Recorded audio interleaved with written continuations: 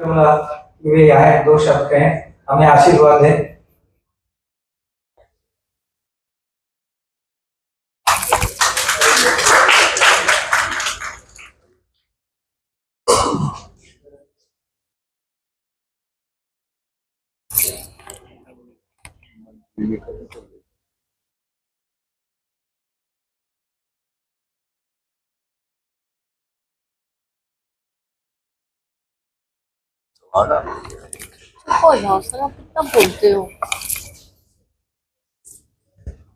Federation of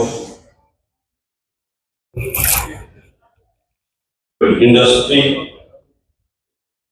Trade and Industry of India (FITI) के इस सम्मेलन में मंच पर उपस्थित दिल्ली के लोकसभा के सांसद और केंद्र में राज्य मंत्री श्री हर्ष मल्होत्रा जी,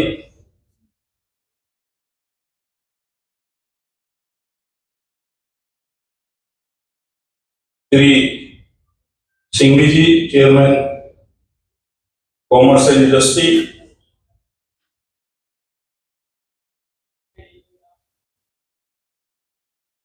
और इसके चेयरमैन FITI के, जिनके प्रयास से सारा सफल सम्मेलन हो रहा है, श्री संजय बंसल जी, उपस्थित सभी महानुभाव,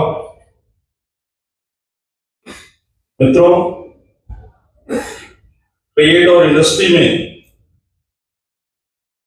विभिन्न प्रकार के सम्मेलन विभिन्न संस्थाओं द्वारा, चैम्बर ऑफ कॉमर्स द्वारा आयोजित होते हैं और सबका एक ही उद्देश्य होता है कि किस प्रकार से भारत का व्यापार और उद्योग बढ़े। सरकार की भी ये कोशिश है। पिछले वर्षों में हमारा एक्सपोर्ट बढ़ा भी है। आज गुड्स और सर्विसेज का मिलाकर के 700 अरब डॉलर पर हमारा एक्सपोर्ट पहुंचा है।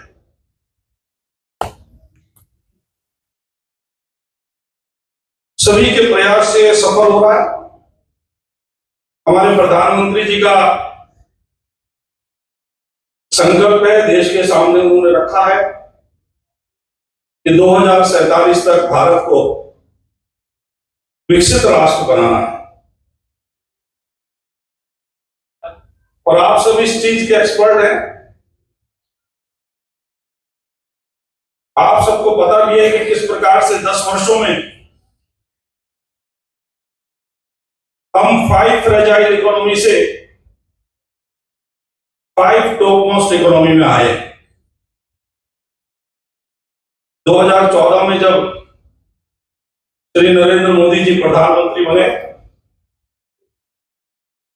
तो 2004 में जहां इकोनॉमी को छोड़ा था 10वें नंबर पर विश्व की, तो 14 तक वहीं थे, हम एक कदम आगे नहीं बढ़े। पर 10 वर्षों में हम 10वें नंबर से 5वें नंबर पर आए और देश की आजादी के अमृत काल में जब 75 वर्ष हम देश की आजादी के मना रहे थे, उस ब्रिटेन को पीछे धकेल कर आए जिसने हम पर 200 साल तक राज्य किया।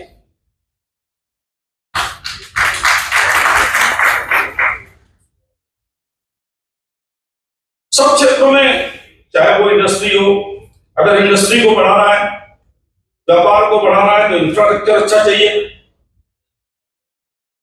आप सब जानते हैं कि उसके लिए कितना प्रयास हुआ है। 5 सालों में 50 लाख करोड़ रुपया उस पर खर्च हुआ है।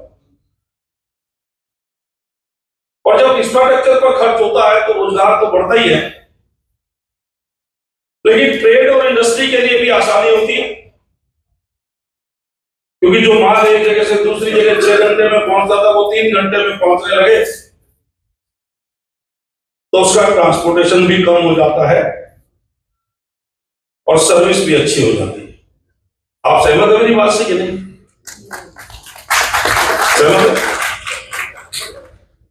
तो इस प्रकार से सब तरफ से बढ़ा है, एक तरफ से नहीं। हम डिफेंस में ले तो डिफेंस में हम विश्व के सबसे बड़े आयातकों में से थे, इंपोर्टर्स थे।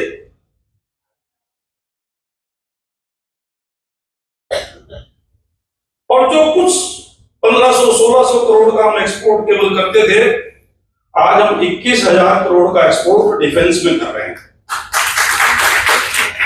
Now we are big exporter of defence ammunitions.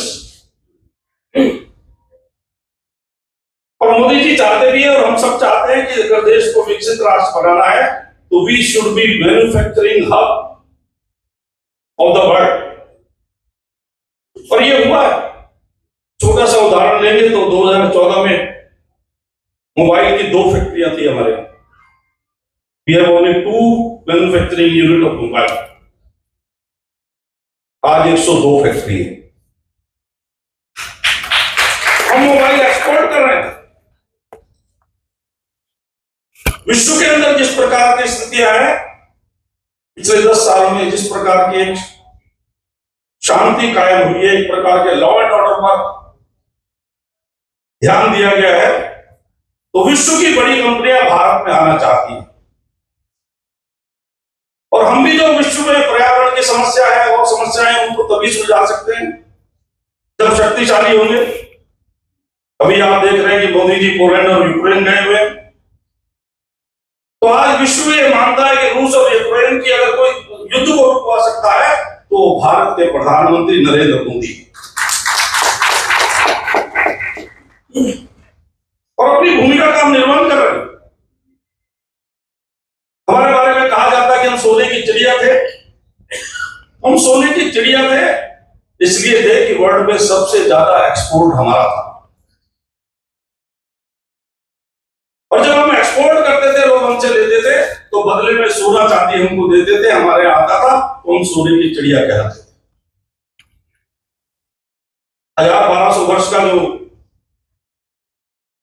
हमारा एक गिरावट का काल रहा, अनेक संघर्ष हुए, अनेक लोगों ने हम पर आक्रमण किए।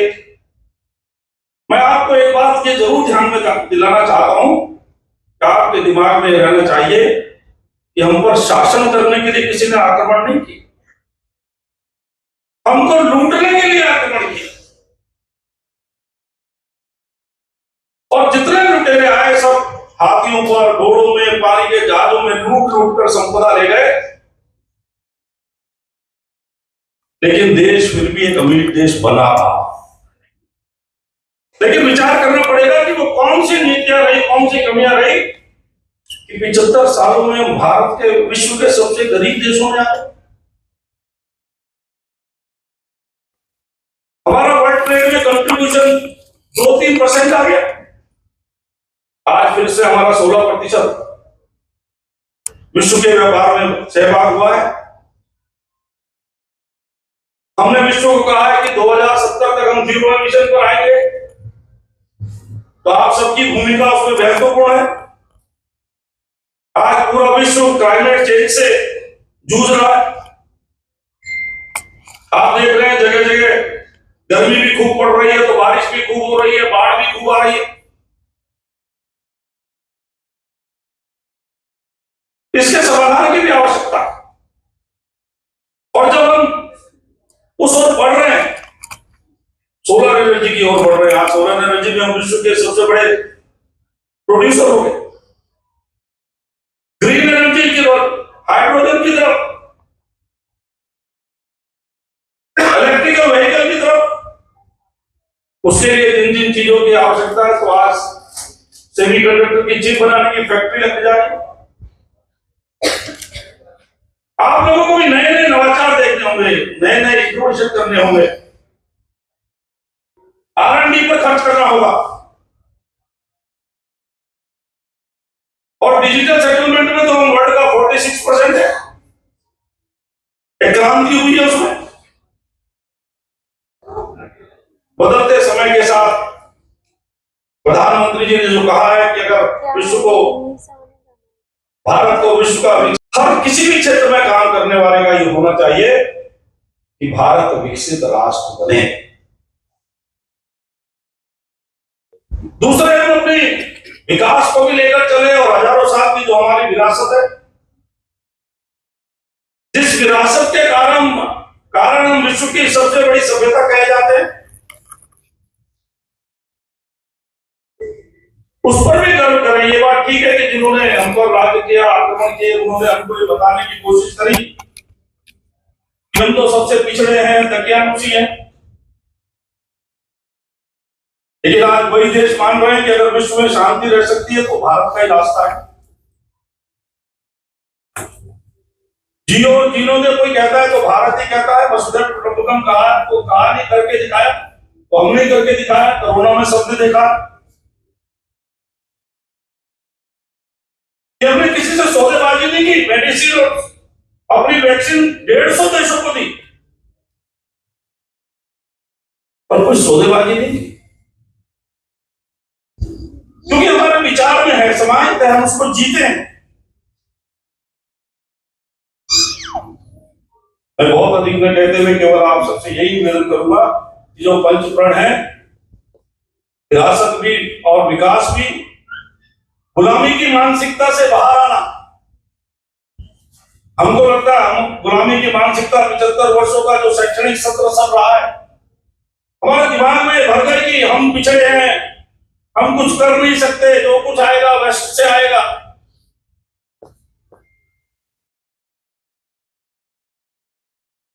देश स्वतंत्र हो गया, पर स्वतंत्रता के वीरों के नाम पर राजधानी की सड़क दिखाई नहीं देती। Aurangzeb road, Akbar road, Humayun road, कहीं से भी निकलो तो कई बार मुझसे कोई एक छात्र पूछ रहा था कि हम पाकिस्तान में घूम रहे हैं कि हिंदुस्तान में घूम रहे हैं। यह है गुलामी की मानसिकता। पिछले 10 वर्षों में उसको बदलने का प्रयास हुआ है। 75 साल तक जॉर्ज पंचम के नाम पर इंडिया गेट पर पहले मूर्ति थी, फिर वो छतरी भी खड़ी रही, तो नाम क्या? जॉर्ज पंचम की छतरी। गुलामी की मानसिकता से बाहर निकलने के लिए नेताजी सुभाष चंद्र बोस की 125वीं जयंती पर तुम मुझे खून दो मैं तुम्हें आजादी दूंगा कहने वाले नेताजी सुभाष बोस की मूर्ति वहां पर लगाई गई और जॉर्ज पंचम को भूलने के लिए कहा गया। आज नेताजी सुभाष चंद्र बोस से लोग प्रेरणा लेते। राजपथ का नाम बदलकर कर्तव्य पथ किया गया। मुगल घराने को बदलकर अमृतवर में कहा गया। कुछ लोग कह सकते हैं कि नाम बदलने से क्या होता है? नाम बदलने से बहुत कुछ होता है। नाम बदलने से ही सभ्यता और संस्कृति का पता चलता है। हम क्या हैं, क्या हो रहे थे, उसको भी बदलने की आवश्यकता है। बहुत कुछ इसमें हो रहा है। आवश्यकता है कि आपको भी सबको देशभक्त नागरिक के रूप में अपनी भूमिका का निर्वहन